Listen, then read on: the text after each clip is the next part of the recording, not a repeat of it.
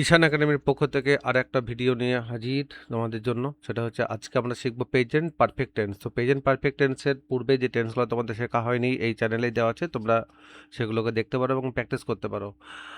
আমরা জানি যে প্রেজেন্ট টেন্সকে মূলত তিন ভাগে ভাগ করা যায়, তারপরে সেইগুলোর আবার আলাদা ভাগ আছে। সেটা হচ্ছে present simple tense, present continuous tense, present perfect continuous, এইভাবে মোট 12টা। তো অলরেডি আমরা এই চ্যানেলে দিয়েছি, দেখবে প্রেজেন্ট সিম্পল হয়ে গেছে, প্রেজেন্ট কন্টিনিউয়াস হয়ে গেছে, প্রেজেন্ট পারফেক্ট আজকে নিয়ে আমরা আলোচনা করব। তো চলো, এই এই চ্যানেল থেকে যেটা শিখছো এবং হোয়াটসঅ্যাপে পাঠাচ্ছ ভালোই লাগছে এবং তোমাদের যে উপকার হচ্ছে এটা শুনে ভালো লাগছে। আর সবাইকে একটা রিকোয়েস্ট, যদি পারো একটু রিকোয়েস্ট আবার করছি, সেটা হচ্ছে একটা সাবস্ক্রাইব, একটা শেয়ার অথবা লাইক দিলে আমাদের এই ভিডিওগুলো করতে ভালো লাগবে। দেখো, এই সেন্টেন্সগুলো তুমি যদি করতে পারো তাহলে এই ভিডিওটা তোমার জন্য আর লাগবে না। আর যদি তুমি না করতে পারো তাহলে তোমাকে এইটা শিখে নিতে হবে এবং এই কাজগুলো তোমাকে করতে হবে। তুমি এই কাজটি করেছো। সে একটি গল্প লিখেছে, তারা আজ বাজার গিয়েছে, আমরা একটি বাড়ি কিনেছি, সুমি একটি ছবি এঁকেছে। এই 5টা বাক্য যদি অনায়াসে তুমি করে দিতে পারো তাহলে মনে হয় এই ভিডিওটা দেখে সময় নষ্ট করার কোনো প্রয়োজন নেই। আর যদি মনে হয় যে না, এই বাক্যটা আমি পারছি না, এটা শিখতে হবে, তাহলে এই ভিডিওটা দেখার পরেই, এই ক্লাসটা করার পরেই আশা করছি তুমি সমস্ত এই ট্রান্সলেশনগুলো আজকেই করে যাবে। তো আমরা দেখব কি প্রেজেন্ট কন্টিনিউয়াস টেন্সের প্রেজেন্ট পারফেক্টের নিয়মটা কি। এটাকে আমরা মূলত 3 নম্বর টেন্সেই ফেলি, প্রেজেন্ট পারফেক্ট টেন্স। খাতা করবে প্রত্যেকে, খাতা ছাড়া পরিষ্কার কিছু হবে না। পারফেক্ট বাংলাটা কি বলে আমরা? প্রাঘটিত, প্রাঘটিত বর্তমান। পাশাপাশি বাংলাটা জেনে নাও, প্রাঘটিত বর্তমান। এরপর এর গঠনটা জেনে নেব আমরা, এর গঠনটা কি, অ্যাকচুয়ালি স্ট্রাকচারটা কি। প্রথমে একটা সাবজেক্ট বসবে, সাবজেক্ট পর কি বসে? একটা হ্যাজ আর অথবা হ্যাভ। হ্যাজটা বসবে থার্ড পারসন সিঙ্গুলার নাম্বার ক্ষেত্রে, সেটা আমরা যখন একটা উদাহরণ দেবো তখন বুঝতে পারবো। একটা হ্যাজ হবে, একটা হ্যাজ হবে, তারপর V3 যেটা আমরা পাস্ট পার্টিসিপেল বলি ভার্বের, অর্থাৎ ভার্বের 3 নম্বর ফর্ম যেটা, সেটার কথা বলা হচ্ছে। আর ভার্বের প্রসঙ্গে বলে রাখি, আমাদের 600 ভার্বের একটা সিরিজ চলছে। তো সেখানে ভার্বের লিস্টটা তোমরা দেখতে পারো, এই চ্যানেলে আছে, পরপর দেখে যাও। তো সেখানে V1, V2, V3 অথবা প্রেজেন্ট ফর্ম, পাস্ট পার্টিসিপেল করে করে দেওয়া আছে। তো সেটা তোমরা দেখতে পারো। এরপর অবজেক্ট বসে যাবে বা অন্যান্য অংশ যেগুলো থাকবে, অন্যান্য আদার্স যেগুলো থাকবে, সেগুলা সেগুলো এখানে আমরা বসাবো। তো মূল গঠনটা কি? প্রথমে সাবজেক্ট, তারপরে হ্যাজ অথবা হ্যাভ, আর V3, তারপর অন্যান্য অংশ বা অবজেক্ট।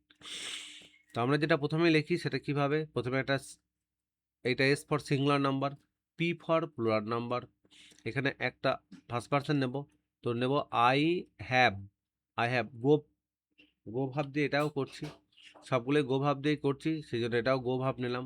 তো গোয়ের V3 কি হয় আমরা জানি, যে গো, গো, ওয়েন্ট, আর কি হয়? গন। তো আমরা এইখানে এই পারফেক্টের জন্য এটা V3টা ব্যবহার করব, অর্থাৎ পাস্ট পার্টিসিপেলটা ব্যবহার করব। গো, ওয়েন, গন। উই, আচ্ছা, we have gone, we have gone. বাংলাটা কি হবে? বাংলাটা হবে আমি গিয়েছি, উই হ্যাভ গান মানে আমরা গিয়েছি। 2 নম্বর যেটা হবে, অর্থাৎ এখানে সেকেন্ড পারসন আমরা জানি ইউ হ্যাভ গান। তুমি গিয়েছো, ইউ হ্যাভ গন। তোমরা গিয়েছো, হি হ্যাজ গন। সে গিয়েছে, দে হ্যাভ গন, মানে তারা গিয়েছে। একটা প্রপার নাউন উদাহরণ নেওয়া যাক, রাম হ্যাজ গন। খুব ভালো মতো করে লক্ষ্য রাখো যে এইটা থার্ড পারসন সিঙ্গুলার নাম্বার, সেই জন্য এখানে হ্যাজ এবং third person singular number Ram, এটাও হ্যাজ। অর্থাৎ থার্ড পারসন সিঙ্গুলার নাম্বার হলে এই টেন্সের ক্ষেত্রে কি হবে? হ্যাজ ব্যবহার হবে, এটা মনে রাখতে হবে। আমি বাংলাগুলো একবার লিখিয়ে দিচ্ছি যাতে তোমাদের সুবিধার জন্য। এবার এই গো ভার্ব বাদ দিয়ে তুমি লুক ভার্ব বা যাবতীয় যে কোনো ভার্বকে V3 দিয়ে বসাবে, ঠিক এই কাঠামো এই বাংলার এই ফ্রেমেই তৈরি হবে। আমি গিয়েছি, আমি গিয়েছি, বাংলাটা লক্ষ্য রাখো কি লিখছি, আমি যাচ্ছি এটা নয়, কিন্তু আমি যাচ্ছি এটা কন্টিনিউয়াস টেন্সে হয়, আমি যাই এটা প্রেজেন্ট সিম্পল টেন্সে হয়, ঠিক আছে? তো এখানে আমি গিয়েছি পূর্ণচ্ছেদ, আমরা গিয়েছি, আমরা গিয়েছি, তুমি গিয়েছো,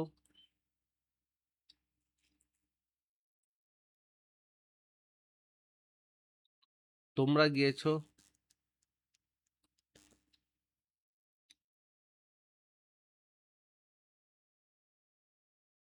সে গিয়েছে,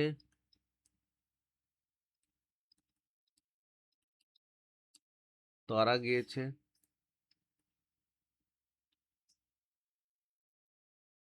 আর রাম গিয়েছে।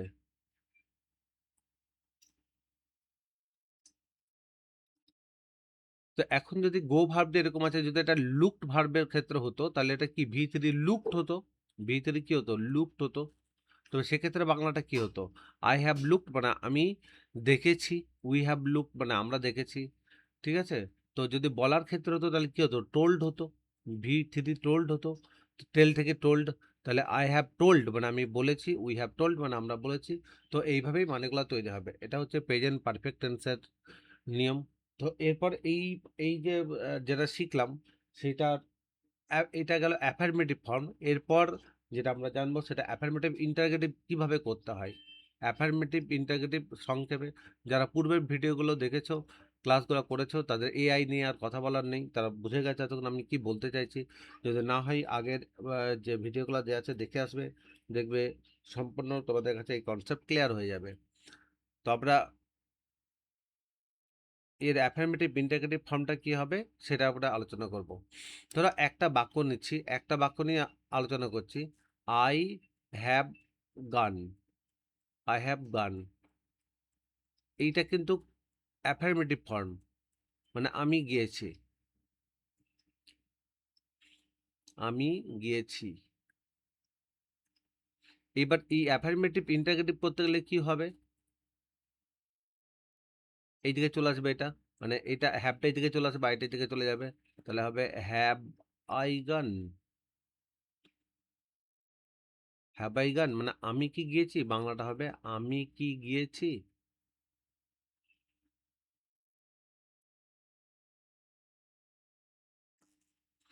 এরপর নেগেটিভ ফর্মটা কি হবে, আই হ্যাভ নট, একসঙ্গে লাগলে হ্যাভেন্ট হয়, আই হ্যাভ নট গান,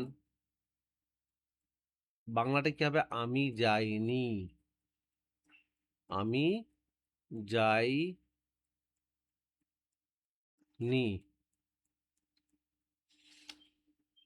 তাহলে গিয়েছি না তো বলি না আমরা, সেটাকে কিভাবে বলি, আমরা যাইনি বলি, এটা অবশ্যই হর্ষইকার হবে, আমি যাইনি। আচ্ছা, তারপরটা যেটা হবে এন, তারপর যেটা হবে এন আই অর্থাৎ নেগেটিভ ইন্টারগেটিভ ফর্ম, তাহলে কি হবে, হ্যাভ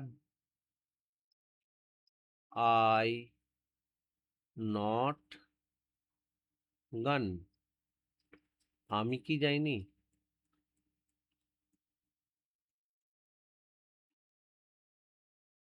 আমি কি যাইনি। হুম। তো প্রত্যেকটি বাক্যেরই দেখো চারটে করে ফর্ম হচ্ছে, তাহলে এই টেবিলে যতগুলো বাক্য আছে, আই হ্যাভ গান, উই হ্যাভ গান, উই হ্যাভ গানটা তোমরা নিজেরা করবে, নিজেরা করবে, খাতায় প্র্যাকটিস করবে, দেখবে এগুলো তোমাদের কাছে চারটে করে ফর্ম তৈরি হয়ে যাবে। তাহলে এখানে 7টা বাক্য আছে টোটাল, একটা দুটো তিনটে চারটে পাঁচটা ছটা সাতটা, এই 7টা বাক্যকে যদি চারটে করে ফ্রেমে করা যায় টোটাল 28টা বাক্য তৈরি হবে, এবং এই 28টা বাক্য তোমরা যদি নিজেরা তৈরি করতে পারো, দেখবে যে প্রেজেন্ট পারফেক্ট টেন্স নিয়ে তোমাদের আর কোনো জিজ্ঞাসা থাকবে না, যে কোনো ধরনের বাক্য দেখতে গেলে তোমরা কিন্তু লিখতে পারবে। ঠিক আছে, এবার আমাদের যে প্রশ্নগুলো ছিল যে এখানে, যে তুমি এই কাজটি করেছো, তাহলে তুমি এই কাজটি করেছো, তুমি আগে আমরা ধরে নেব তুমি করেছো, তুমি করেছো, তাহলে আমরা এটা তুমি করেছো, you have done, you have done this work, এই কাজটা হবে দিস ওয়ার্ক, এটা অবজেক্টে চলে গেল, দিস ওয়ার্ক। একটা সে একটি গল্প লিখেছে, তাহলে হি, এতক্ষণ তোমরা নিশ্চয়ই বুঝতে পেরেছো কি করতে হবে, হি যেহেতু হচ্ছে তাহলে হি হ্যাজ, লিখেছে, রাইট থেকে রিটেন হবে, WRITTEN, রিটেন এ স্টোরি। আচ্ছা, তারা আজ বাজার গেছে, এখানে তারা আছে সাবজেক্ট, তাহলে কি লিখবো? তারাটা লক্ষ্য রাখো এখানে দে, দে হ্যাভ, এবার গিয়েছে, দে হ্যাভ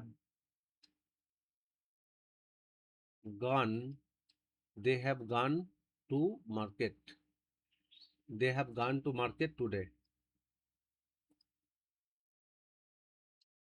মার্কেট টুডে আজ আছে, বা they have gone today to market, এখানে এটা লেখাই ভালো, they have gone to market today. আচ্ছা, আমরা একটি বাড়ি কিনেছি, আমরা বাড়ি কিনেছি, বাড়ি কেনা ইংরেজি কি? কেনা ইংরেজি বাই, বাই থেকে হবে বট, তাহলে আমরা কিনেছি, এটার আগে ইংরেজি তৈরি করতে হবে আমাদের, দেখেন, তাহলে we have bought, we have bought, আমরা বাড়ি, একটি বাড়ি কিনেছি, এ হাউস, HOUSE, হাউস, আমরা একটা বাড়ি কিনেছি। সুমি একটি ছবি এঁকেছে, সুমি একটি ছবি এঁকেছে, সুমি থার্ড পার্সন সিঙ্গুলার কারণ নাম বোঝাচ্ছে, তাহলে Sumi, Sumi has drawn, draw, dew drawn, DRAWN, drawn a picture.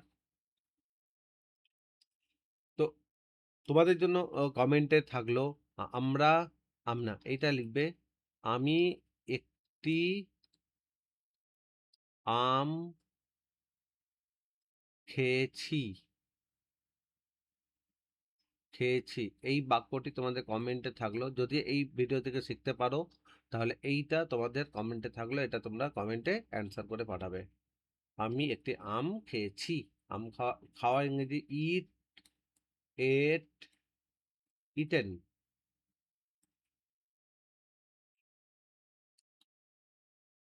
Eaten, V3 হবে ইটেন। তো এটাকে অ্যাপ্লাই করে তোমরা এই বাক্যটা করে পাঠিও। তো আজকের ক্লাসটা এই পর্যন্ত, বা ভিডিওটা যদি ভালো লাগে অবশ্যই সাবস্ক্রাইব করো, এবং একটু লাইক, একটু শেয়ার করো, আমাদের এটা ভালো লাগবে। ঈশান একাডেমির পক্ষ থেকে প্রত্যেককে জানাই শুভেচ্ছা, এবং আমাদের তরফ থেকে তোমাদের প্রতি ভালোবাসা রইলো, এবং তোমরা এই ক্লাসগুলো দেখতে দেখতে থাকো এবং শিখতে থাকো।